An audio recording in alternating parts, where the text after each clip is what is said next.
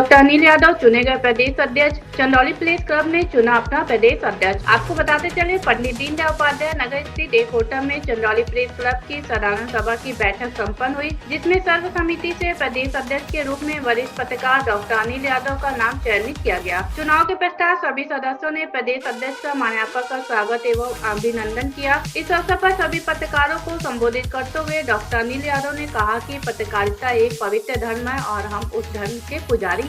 Chandauli press club गपबाजी का अड्डा नहीं बल्कि सामाजिक कार्यों को करने का एक प्लेटफॉर्म रहेगा। यह सभी पत्रकारों के लिए एक सेतु का काम करेगा, जिसके माध्यम से सभी के पास एक सुरक्षा कवच रहेगा। किसी भी पीड़ित पत्रकार को पूरी सुरक्षा दी जाएगी और साथ ही साथ भविष्य में एक प्रेस क्लब भवन बनाने की भी योजना है। डॉक्टर यादव ने आह्वान किया कि जब तक हम एक रहेंगे हमारा कोई कुछ बिगाड़ नहीं सकता और हम एक रहेंगे भी। इस अवसर पर सभी अतिथियों एवं सभी पत्रकारों को स्वागत संस्थापक अध्यक्ष राम अवतार तिवारी ने और संचालन संस्थापक महामंत्री चंचल सिंह ने किया। धन्यवाद ज्ञापन निजामुद्दीन ने किया। इस अवसर पर परीक्षित उपाध्याय, संदीप कुमार, कृष्ण मुरारी मिश्रा, सुनील यादव, पन्नालाल मिश्रा, इखलाक अहमद, शाकिल अंसारी, हनुमान केसरी, शिवम विश्वकर्मा, शाहनवाज अहमद, अनिल पटेल, डीके जायसवाल, अखिलेश श्रीवास्तव, राकेश दुबे, तारकेश्वर पांडे, शशि मिश्रा, अभिषेक उपाध्याय, अंजनी उपाध्याय, अनिल उपाध्याय, पुष्पेंद्र मिश्रा, रंधा सिंह, सूरज सिंह समेत अन्य पत्रकार उपस्थित रहे। चंदौली से चंचल सिंह की रिपोर्ट। सभी पदाधिकारीगण, सभी सदस्य बंधुओं एवं आमंत्रित भाइयों,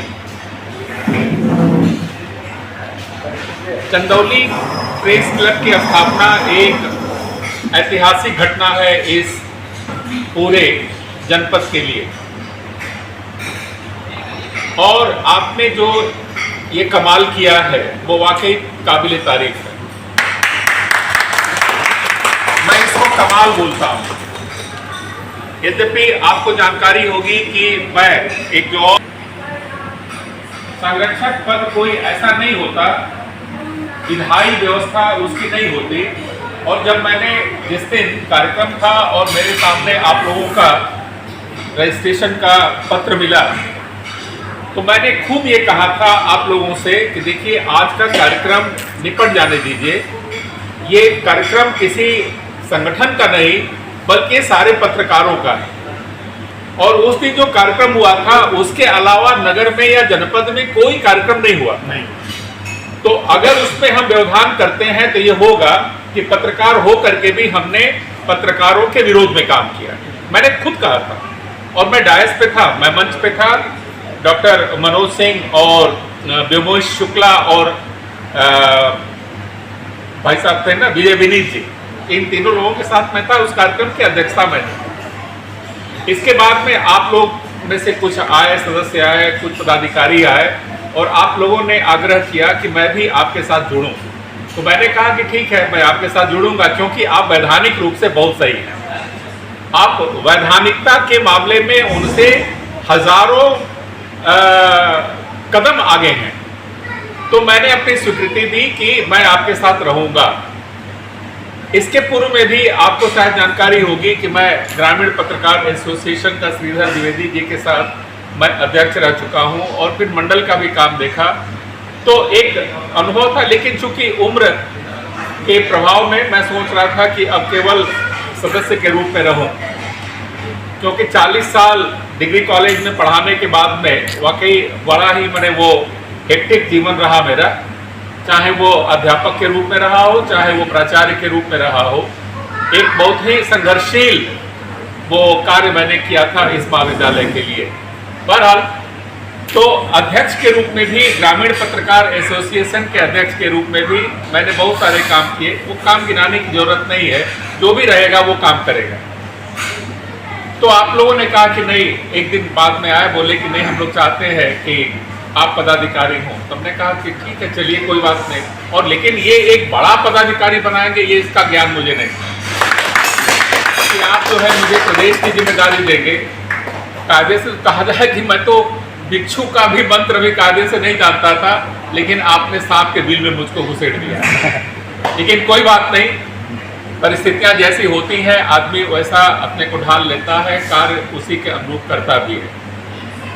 तो इसके लिए मैं आप सभी सदस्यों का मैं धन्यवाद ज्ञापन करता हूं कि एक बड़ा दायित्व आपने दिया है। और एक बात मैं आश्वासन के रूप में कहना चाहूंगा कि जितने भी पत्रकार चंदौली प्रेस क्लब से जुड़े हुए होंगे, उनके मान सम्मान की रक्षा का पूरा दायित्व तो हम लोगों पर होगा और मैं उसके नेता के रूप में आपके सामने रहूंगा।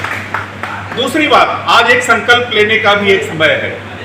चंदौली प्रेस क्लब, क्लब का मतलब होता है कहीं कोई स्थान हो जहां बैठने की जगह हो, वहां पे पीसी वगैरह होता हो, ये सारी चीजें हो, शाम को बैठ करके कुछ गॉसिप्स हो, कुछ चर्चाएं हो, बीच बीच में गोष्ठियां हो, एक हॉल हो, ऐसा होना चाहिए। या कोई पत्रकार बाहर से आता है तो उसको स्टे करने की कोई व्यवस्था भी हो, तो ये चिंता करना भी हमारा धर्म है।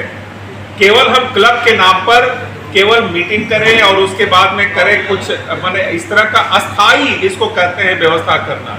तो आज मैं संकल्प लेता हूं कि भविष्य में हम सभी मिल करके, मैं नहीं कहूंगा कि मेरे नेतृत्व में, मैं आपके साथ कंधे से कंधा मिला करके चलूंगा, लेकिन इस चंदौली की धरती पर एक प्रेस क्लब का भवन होगा, उसमें जितनी बातें मैंने कही हैं उनको भी रखेंगे और साथ ही साथ ये दिखाई पड़ेगा पूरे उत्तर प्रदेश को कि चंदौली प्रेस क्लब यूं ही नहीं है बल्कि उसने एक शानदार काम करके तो आपस में हम लोग सद्भाव बनाए रखें, हम लोग आपस में एकता रखें, कभी बाहर कोई चर्चा न करें, फोरम पर बात होनी चाहिए। अगर कोई बात किसी के नागवार गुजरती है तो फोरम का मतलब अपने मंच पर, अपने कार्यक्रम में यहाँ पर बैठकें हो, वहां पर वो विचार विमर्श किया जाए और कोई निर्णय लिया जाए।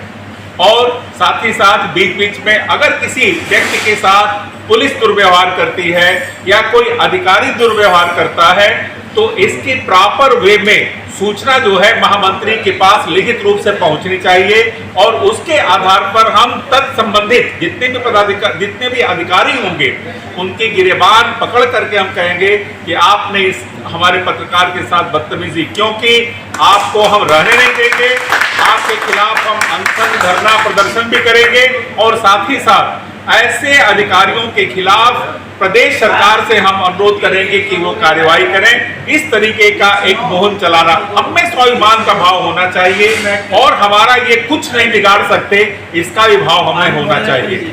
ये जितने भी अधिकारी हैं, ये पुलिस के लोग हैं, पत्रकार का रोआ टेढ़ा नहीं कर सकते हैं, आप विश्वास रखिए। हम अगर मुख्य रूप से अपने बिंदुओं पर सही चलेंगे तो ये हमारा कुछ नहीं बिगाड़ सकते हैं। तो हम सही रहे और इनको भी सही करने का हम समाज को भी एक संदेश दें। मैं समझता हूं कि इतनी ही बात पर्याप्त होगी। पुनः मैं आप लोगों का धन्यवाद ज्ञापन करता हूं और मैं इस पद को स्वीकार करता हूं। मैं हक से स्वीकार कर रहा हूं, रोते हुए नहीं कर रहा हूं।